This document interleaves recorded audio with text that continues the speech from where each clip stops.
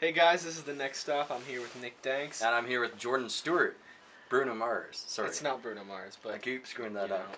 Okay, so we're here today. We're talking about Fast and Furious 8. Mm-hmm. And Nick, We what is are. Fast and Furious 8? Well, ever since I was 12, and a lot of people. So a long our time age- ago, because you're pretty damn old. You're 1 year younger than me, Jordan. Seriously. If I'm old, then you're becoming ancient too. So just shut up. Anyways, Fast and the Furious. Ever since my buddy Daniel and I, when we were kids, I think we were about 9 or 10 years old, and we watched the first Fast and the Furious. That's when my obsession. Was that of like fast cars- 2002? Yeah, I think a year Yeah. after it came out. 2002. We might sound stupid. Make fun of us if we do. But yeah, so ever since that, I've been obsessed with fast cars and customizing cars and driving cars. And one of my biggest idols when I was a kid was actually Paul Walker. He was more of the precise person and all that in that series, and it was awesome to see him drive. Like, he did a lot of his own stunts in the movie too. You know that part, Jordan, when they're in the second one, where he's driving backwards Yeah. and like flipping off Roman. Yeah. That was actually him doing all the stunt driving. He did the reverse drive. Yeah. That was insane. Like, I'd probably run into the back of the car knowing me. I'd be like, yeah, I'm doing it back. Yeah. Look at me go, I'm doing it, Daddy! But then they almost lost it on the third one because Justin Lin took over, and then they just threw a whole different story into it, and everybody didn't like it. But they came back. They came back with Fast 5, and that just changed that franchise forever. Yeah, Fast 5 was an amazing movie. It was an amazing movie, and it's still better. Like, Furious 7 came out, and that was an amazing tribute to Paul Walker, because they said that they made that movie for Paul Walker. Yeah, right at the end, if you've ever seen it, it says for Paul. Yeah, for Paul, literally. Right at the end of that movie. And the way they did it, too, like, I have to commend the whole cast and crew for being able to pull it together. It took a while for them, too. It really connects with the audience, I swear. I was tearing up Well, pretty much at the end of that. Me, Jordan here, and our buddy, we were all in the theaters the first day that it came out. And it was packed, and we were more in the front row. I remember, like, at the end, it was like, because their big motto, like, yes, it's about the cars, it's about the action, it's about the chases, but... The speed. And the speed. But it's really about friends and family. And, like, I look over, I had a single tear coming down my eye because, it was really touching. They did an amazing send-off. And Jordan here, I look over, he's bawling like a little princess, and so is my other buddy. And Everyone in the theater was pretty much crying. And we were all looking, and we're like, this is the only time we can cry together, boys. But now Fast and the Furious 8 is coming out, and they followed my wish. I didn't tell them, of course, because I'm not like a famous actor saying, hey guys, you should do this. And I'm like, okay, Nick, yeah, let's go ahead and do it. Okay, bud.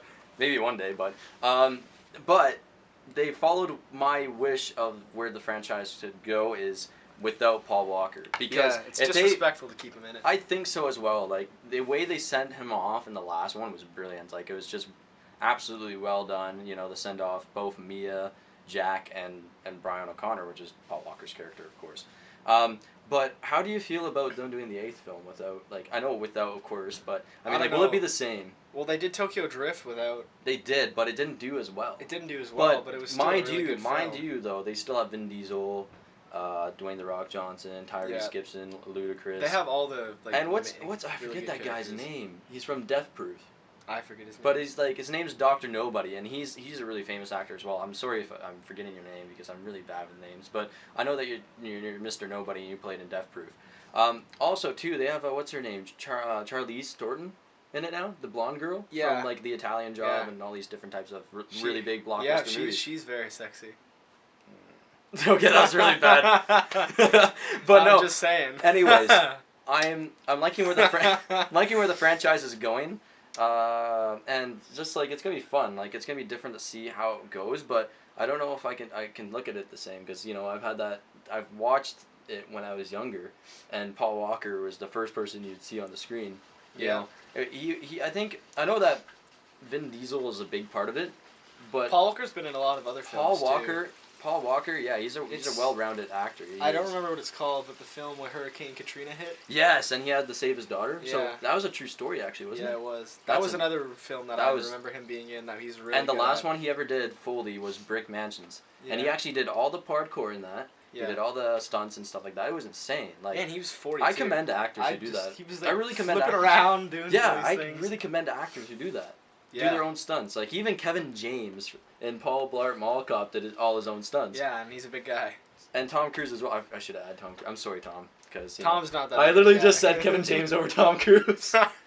But yeah, Paul Blart was my favorite movie. Joking. I was gonna say Paul Blart 2. No, don't you mean Mall Cop Fast 2? 5 was my all-time favorite.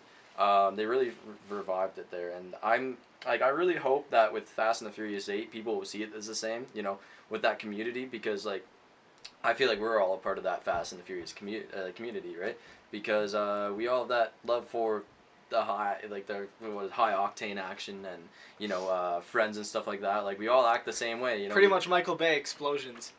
Yes. Everywhere. Except with cars. With cars. Actually, that is the same as Michael Bay. Michael Bay blows everything up.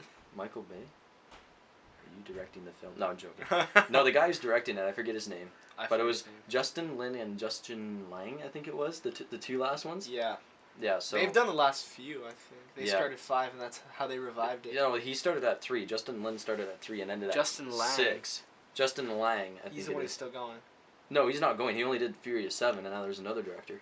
Is there another one? There is. I don't know what his name is. Well, that's great. But yeah, so the next film, it's going to be up in New York City.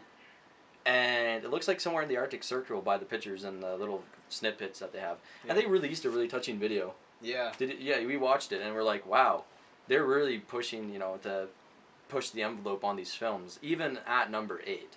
Like, I remember watching an interview with Paul Walker, and I don't know if, pretty sure that Vin Diesel was there, or I think it was just him, I can't remember. But he said, yeah, if we can, we'll be doing Fast and Furious 14, and it would be me and Vin Diesel chasing each other around in wheelchairs.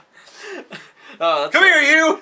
I know, and, like, I'm a huge fan of Porsche, but that day, I felt like, I'm going to do a weird comparison, but I felt like a schoolgirl when she heard that One Direction broke up. Like, it was like, I was sitting in my room. I heard it, I didn't believe it. I didn't believe it either. I'm like, this is a hoax. And, you see all these internet hoaxes and stuff like that about Paul Walker, or not Paul Walker, but, like famous people being dead.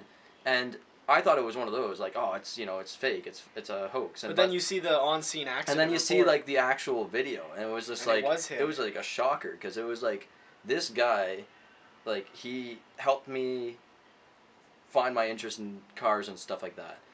And it was just, like, he brought us into this world that we wanted to live in, where it's high octane, nice cars, fun times with friends. Beautiful girls. Beautiful girls and family. Really.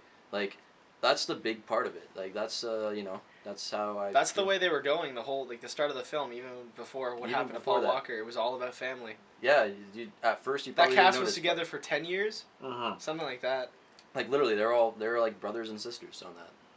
They really were. Yeah. But anyways, I would like to hear your guys' opinion on this.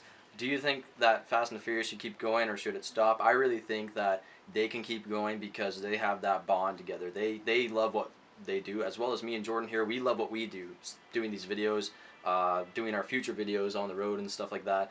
We are entertainers, and they are as well. And once you're entertainers and you work together for a certain amount of time, you really grow a bond and friendship with the people you work with, as well as, being friends for years. Anyways, this is the next stop. I hope you enjoyed this video. Jordan almost started crying, almost, I bet.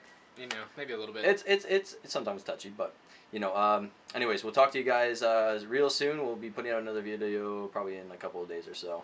Talk soon, guys. We're out. Fast and the Furious is always about one very important thing: family.